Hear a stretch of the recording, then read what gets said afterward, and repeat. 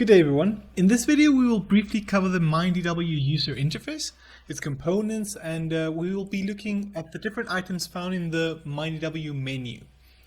So every time you open MINEDW you will be prompted with the startup menu, and in this menu you can decide to open the last project you worked on, open an existing project, or create a new project. In this case I will choose to open an existing project and choose the file I want to open. As soon as you open the project, you will see the complete MINEDW user interface. The interface is composed of four main components: the menu options, the toolbar, the control panel, and the viewing plane. Now, the viewing plane is the main graphical component where all the plot items are shown graphically for the user to interact with. The control panel here on the side is where the user controls the elements found in the viewing plane. The control panel is composed of three subpanels: the plot items, where all the items in the scene are listed and can be turned on or off. The view plane here, which allows us to control the viewing angles of the viewing scene.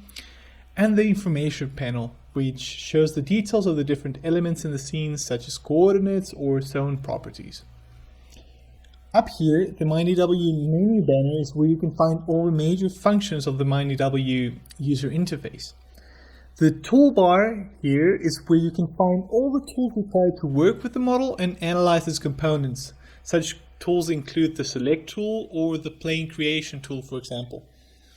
Now we're going to look at the menu options with a little bit more detail. The menu toolbar here has 11 items from which you can select, each fulfilling a different function. Firstly, we see the file menu. This menu allows to work with different project options, such as creating a new project, saving the current one, or opening another existing project, for example. And furthermore, in this menu we can also import files, such as STL or FFlow files, or export the current view in different file formats, such as the bitmap images or DXF files. The project menu is where the user defines the main project input properties, such as time step definitions or zone hydraulic parameters for all the different hydrogeological units.